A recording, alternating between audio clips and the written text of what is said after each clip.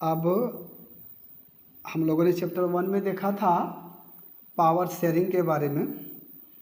अब chapter 2 class 10 का जो सिविक्स है वो है फेडरलिज्म, जिसका मतलब होता है संघीयवाद।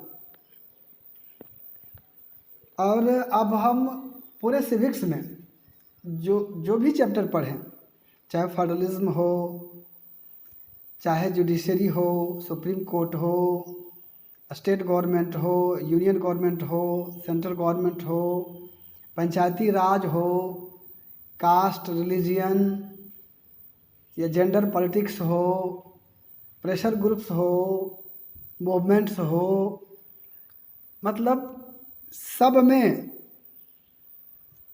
पावर शेयरिंग ही की गूंज सुनाई देगी। एक फिल्म बनी थी कर्मा, उसमें डॉक्टर डेंग जो है वो आतंकवादी होता है। वो कहता है कि इस थप्पड़ की गूंज तुम्हें सुनाई पड़ेगी राना। तो उसी प्रकार से अब पूरे सिविक्स में चाहे हम जो भी टॉपिक या जो भी चैप्टर लें, बस पावर शेयरिंग की ही गूंज सुनाई देगी हर जगह। कैसे पावर को डिस्ट्रीब्यूट किया जाए, कैसे पावर का विभाजन हो, कैसे पावर जो है उसका वितरण हो, सामंजस्य स्थापित हो, साझेदारी हो, कोई ग्रुप, कोई वर्ग, कोई समूह असंतुष्ट ना हो, इसी का प्रयास पूरे इस चैप्टर में देखने को मिलेगा। तो यहाँ हम देखेंगे कि जो गवर्नमेंट है वो दो तरह का होता है। एक होता है यूनिटरी गवर्नमेंट, जिसमें वन लेवल ऑफ गवर्नमेंट होता है, एक ही लेवल होता है।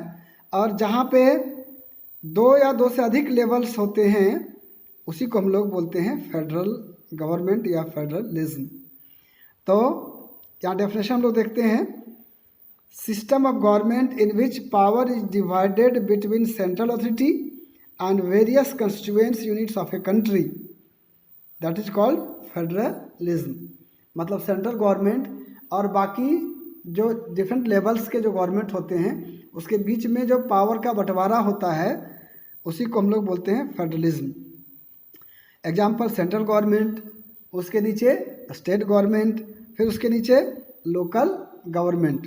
तो इसको बोलते हैं 3 टियर गवर्नमेंट, मतलब त्रिस्तरीय इसको बोला जाता है। 3 स्तर है, सेंट्रल, स्टेट एंड लोकल। अब सेंट्रल गवर्नमेंट रिस्पॉन्सिबल किसके लिए होता है?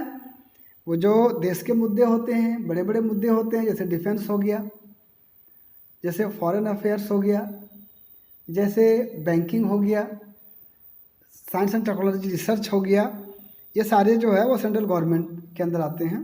और स्टेट गवर्नमेंट जो है वो स्टेट से संबंधित जो समस्याएं हैं उसके ऊपर काम करती है, जैसे पुलिस हो गई, एग्रीकल्चर है, ट्रेड है, इरिगेशन है।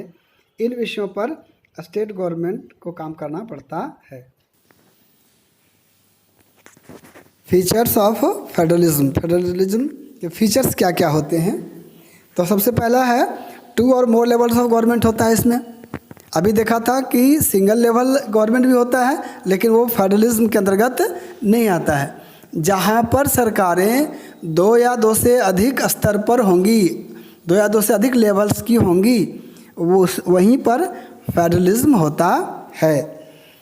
Each level has its own power और जुरिस्डिक्शन, और प्रत्येक लेवल का पावर अपना होता है, उसका क्षेत्र, अधिकार क्षेत्र अलग होता है। Jurisdiction is specified by the constitution, उसका जो अधिकार क्षेत्र है वो कॉन्स्टिट्यूशन के द्वारा स्पेसिफाई किया गया, चिन्हित किया गया है। Constitutional provisions can be changed only with the consent of both levels of government. यदि हम चाहते हैं कि उसमें कोई बदलाव लाएं किसी के पावर्स में, किसी स्टेट के पावर्स में, तो इसके लिए हमें दोनों की सहमति आवश्यक होती है। मतलब केंद्र सरकार और राज्य सरकार दोनों की सहमति आवश्यक होती है। 5वां है court interprets the constitution and powers of different levels of government, और इसके बारे में कौन इंटरप्रेट करता है, कौन बताता है? कोर्ट। कि आपका अधिकार क्षेत्र क्या है और आपकी शक्ति क्या है, आपके पावर्स क्या हैं, अलग अलग लेवल के सरकारों की। छठा है, 6 है, source of revenue are clearly specified to ensure its financial autonomy. और आपके जो स्रोत हैं आमदनी के, रेवेन्यू के, पैसा के जो सोर्स हैं वो भी क्लियर कट डिफाइन किया गया है कि सेंट्रल सरकार को आमदनी का स्रोत क्या होगा और स्टेट गवर्नमेंट के लिए आमदनी का स्रोत क्या होगा।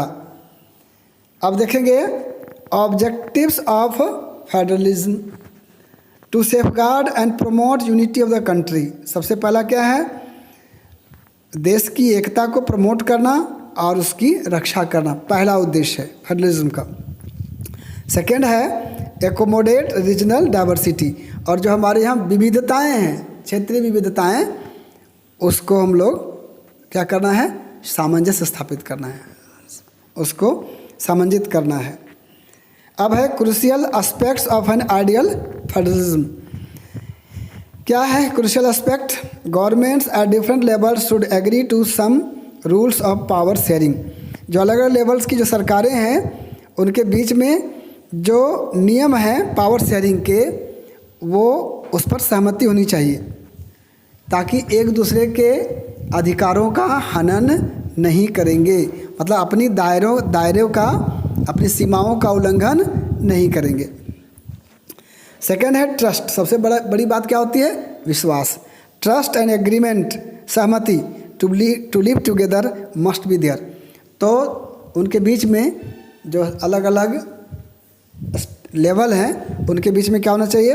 विश्वास होना चाहिए, सहमति होना चाहिए, एक साथ रहने के लिए, एक साथ काम करने के लिए।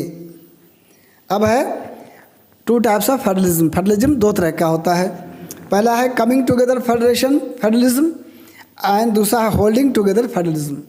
कमिंग टुगेदर में क्या होते हैं कि many independent states come together to form a bigger unit.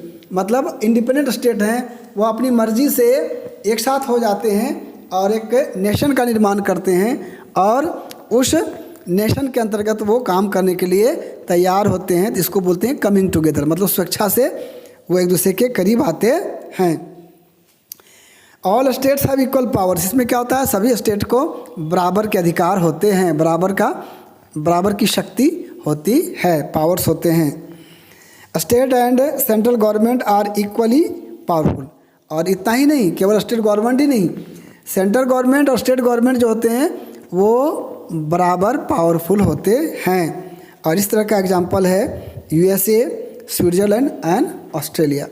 दूसरी ओर होल्डिंग टुगेदर में क्या करते हैं कि देश के सारे स्टेट्स को मिला करके अपनी सुविधा अनुसार, भाषा के अनुसार, क्षेत्रीयता के अनुसार हम लोग उसको अलग अलग स्टेट्स में बांट देते हैं और फिर उस पर जो है वो स्टेट सरकारें वहाँ पर कायम होती हैं। लेकिन इसमें जो है वो सेंट्रल जो गवर्नमेंट है उसका पावर ज़्यादा होता है और स्टेट गवर्नमेंट का जो पावर है वो सेंट्रल गवर्नमेंट से कम होता है। और सभी स्टेट्स के जो पावर हैं वो बराबर भी नहीं हैं। बड़े स्टेट के थोड़े अधिक MP होते हैं, MLAs होते हैं। कुछ ऐसे स्टेट्स होते हैं जो यूनियन टेरिटरीज होते हैं, मतलब वो केंद्र शासित होते हैं, उनको बहुत अधिक अधिकार प्राप्त नहीं होता है। तो ये इसमें फ़र्क है। मतलब केंद्र सरकार जो होती है वो प्रमुख सरकार होती है, पावरफुल सरकार होती है, उससे कम पावर स्टेट सरकार को होता है। और सभी स्टेट सरकारें जो होती हैं उसको बराबर का पावर उपलब्ध नहीं होता, हासिल नहीं होता है, जैसे इन केस ऑफ यूनियन टेरिटरीज। और इस प्रकार की सरकारें कहाँ कहाँ हैं? अपने इंडिया में, बेल्जियम में एंड स्पेन में। अब कहता है what made India A federal country, मतलब हमारे देश को फेडरल कंट्री कौन बनाता है? पहला है कॉन्स्टिट्यूशन है declared India as a union of states. तो ये हमारा संविधान ही कहता है कि हमारा जो राष्ट्र है वो स्टेट्स का यूनियन है, एक संघ है, राज्यों का एक संघ है, संघीय ढांचा है हमारा। दूसरा है 3 टियर फेडरलिज्म। हमारे यहाँ 3 टियर है, मतलब 3 लेवल का है, यूनियन मतलब सेंटर, स्टेट राज्य एंड पंचायत लेवल का मतलब लोकल बॉडीज़ का। तो ये 3 स्तर में यहाँ पावर शेयरिंग हुआ है। मतलब पावर शेयरिंग तो रहेगा ही हर जगह। अब आइए 3-4 distribution of legislative powers, union list, state list and concurrent list. तो इसमें अब किन विषयों पर कौन कानून बनाएगा उसके आधार पर 3 लिस्ट बना। तो जिन विषयों पर केंद्र सरकार केंद्र सरकार कानून बनाएगी उसको हम लोग बोलते हैं यूनियन लिस्ट। जिस पर राज्य सरकार कानून बनाएगी उसको हम लोग बोलते हैं स्टेट लिस्ट। और जिस विषय पर दोनों का सरकारें कानून बना सकती हैं उसको हम लोग बोलते हैं कॉन्करेंट लिस्ट। लेकिन कॉन्करेंट लिस्ट के विषय पर यदि राज्य सरकार भी कानून बनाती है और केंद्र सरकार भी कानून बनाती है, दोनों में मतभेद हो जाता है, तो वहाँ पर केंद्र सरकार का बनाया हुआ कानून लागू होता है। उसके बाद में है changes on power sharing has to be passed by 2/3 majority in the parliament. अगर पावर में चेंज करना है किसी स्टेट के पावर का तो पार्लियामेंट से 2/3 बहुमत से 2/3 बहुमत से उसको पास करना पड़ता है। In case of any dispute regarding division of power the apex court will take decision. और अगर विवाद हो जाता है किसी पावर को लेकर के, डिवीजन ऑफ पावर को लेकर के, तो उसका निपटारा कौन करता है? जो हमारा सबसे बड़ा कोर्ट है एपेक्स कोर्ट, जिसको हम सुप्रीम कोर्ट कहते हैं, वो उसका जो है सो निपटारा करता है। अब हम देखेंगे कि भाई ये यूनियन लिस्ट में क्या क्या आता है, स्टेट लिस्ट में क्या क्या आता है, कॉन्करेंट लिस्ट जिसको समवर्ती सूची कहते हैं उसके अंतर्गत क्या क्या आता है। तो जो नेशनल इंटरेस्ट के जो इश्यूज़ हैं, जो विषय हैं, जैसे हमारा डिफेंस हो गया, बैंकिंग हो गया, करेंसी हो गया, फॉरेन अफेयर्स हो गया, इन कम्युनिकेशन हो गया, इस पर केंद्र सरकार कानून बनाती है। और इसके अलावा residuary powers and new issues, कुछ नए मुद्दे आ जाते हैं जो पहले से नहीं होते हैं। जैसे अभी आप देखते होंगे साइबर क्राइम बहुत होता है, तो ये पहले मुद्दा नहीं था, पहला विषय नहीं था, ये बाद में विषय आया है, तो इस पर कानून कौन बनाएगा? केंद्र सरकार बनाएगी। उसके बाद में स्टेट लिस्ट में police, trade, commerce, agriculture, irrigation, इन विषयों पर राज्य सरकार कानून बनाती है। कॉन्करेंट लिस्ट जिस पर दोनों सरकारें कानून बना सकती हैं, लेकिन अगर विवाद हुआ तो किसका मान्य होगा? केंद्र सरकार के द्वारा बनाया गया लॉ जो है वो प्रिवेल करेगा, मतलब मान्य होगा। एग्जाम्पल एजुकेशन के संबंध में फॉरेस्ट है, ट्रेड यूनियन है, मैरिज है, एडॉप्शन है एंड सक्सेशन है। तो इन सब चीज़ों पर जो है वो कॉन्करेंट लिस्ट में है। लेकिन अगर दोनों सरकारें कानून बनाती हैं और कोई विवाद उत्पन्न होता है तो फिर केंद्र सरकार के नियम को मान्य माना जाएगा। अब how does India practice federalism? यहाँ पर फेडरलिज्म का प्रैक्टिस कैसे होता है?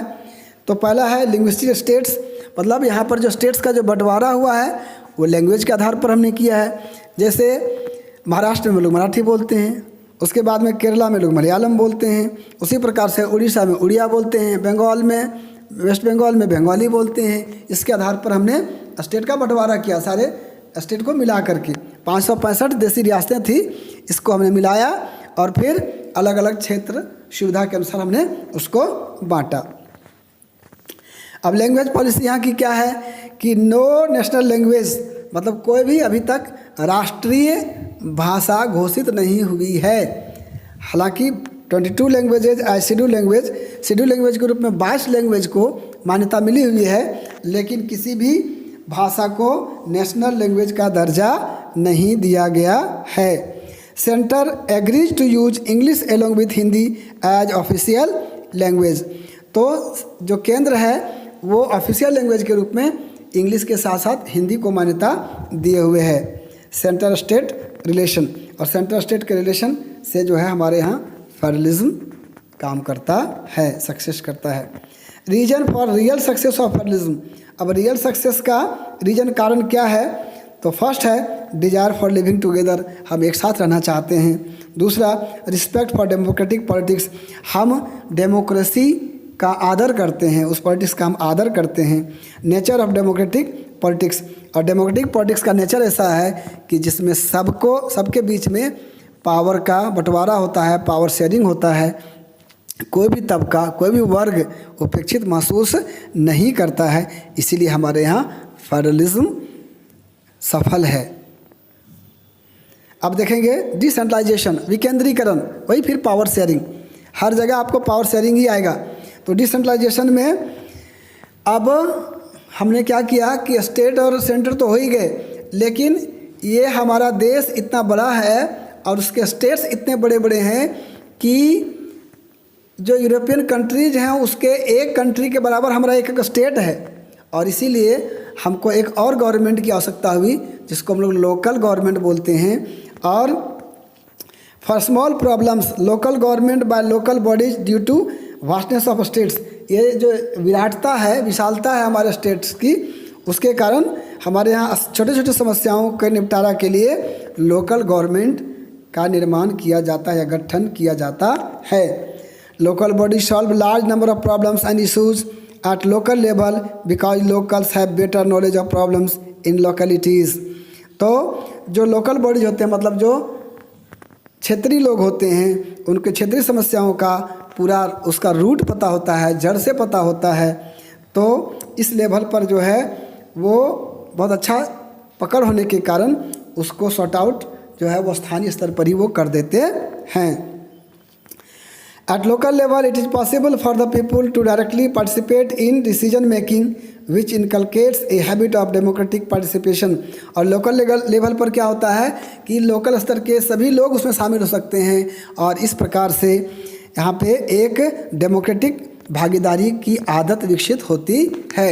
सब मिल करके, सब इकट्ठा हो गए और सब मिल करके जो है वो उस पर किसी भी मुद्दे पर बहस होता है और फिर निर्णय लिया जाता है, तर्क वितर्क किया जाता है और फिर उस पर निर्णय लिया जाता है। और इस प्रकार से डेमोक्रेटिक भागीदारी की आदत विकसित होती है।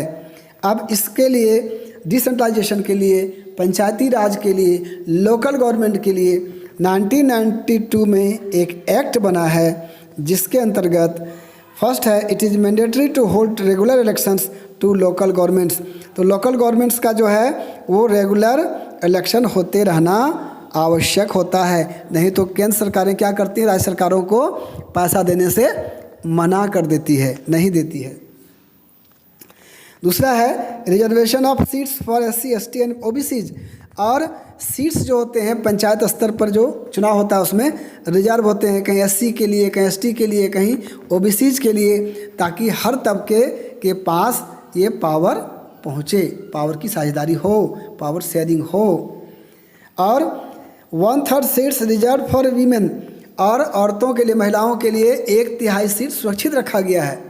मतलब 33% जो सीट है वो 99 सीट में 33 सीट महिलाओं के लिए आरक्षित रहता है, मतलब ताकि महिलाओं को भी पावर मिले, मतलब पावर शेयरिंग हो। और ये करवाता कौन है? State election commission conducts election. और इस प्रकार का इलेक्शन स्टेट इलेक्शन कमीशन के द्वारा कराया जाता है, जबकि सेंट्रल इलेक्शन कमीशन भी होता है, लेकिन ये जो चुनाव होता है वो स्टेट इलेक्शन कमीशन के अंतर्गत आता है। State government share some powers and revenue with local bodies. तो लोकल बॉडीज के साथ में स्टेट गवर्नमेंट क्या करते हैं, अपने कुछ पावर्स को और कुछ पैसे को शेयर करते हैं, साझा करते हैं, देते हैं, ताकि लोकल स्तर पर कुछ काम हो सके। पुलिया बनाने का काम, PCC रोड बनाने का काम, नाली बनाने का काम, और भी शमशान जो है शेड बनाने का काम और पेड़ लगाने का काम। इस तरह से रूरल लेवल पे छोटे छोटे काम होते हैं। तो अब यहाँ देखेंगे जो लोकल गवर्नमेंट होता है ये 3 तरह का होता है, डिस्ट्रिक्ट लेवल का, ब्लॉक लेवल का और विलेज लेवल का। तो विलेज लेवल में जो है वो विलेज पंचायत होता है, फॉर्म बाय ग्राम सभा। तो ग्राम सभा के द्वारा चुनाव होता है, जिसको हम लोग सरपंच कहते हैं।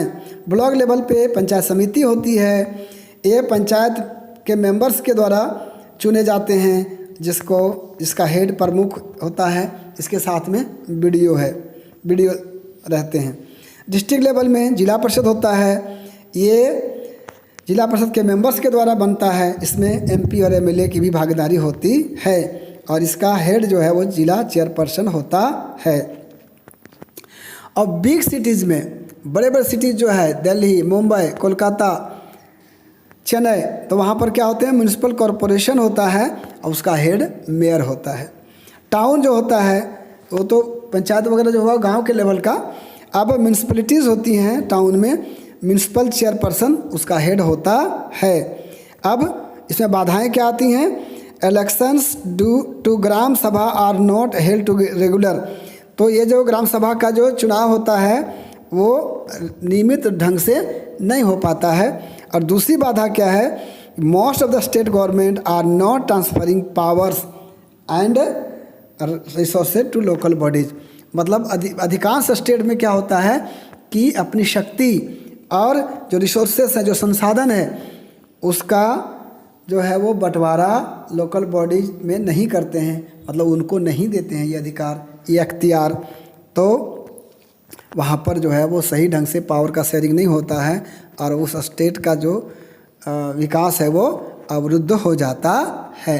तो हम देखते हैं यहाँ पर फेडरलिज्म के पीछे भी पावर शेयरिंग ही मुख्य है, मतलब सेंट्रल में है, केंद्र में है, मेन है पावर शेयरिंग, ताकि कुछ अधिकार, कुछ पावर सेंटर के पास हो, कुछ स्टेट के पास हो, कुछ लोकल बॉडीज़ के पास हो, और फिर उसके माध्यम से सभी समूहों में, चाहे वो ओबीसी जो हों, एससी एसटी हों या महिलाएं हैं, सबके बीच में पावर का शेयरिंग हो और हम एक दूसरे के साथ सामंजस्य के साथ काम कर सकें और देश को आगे ले जा सकें।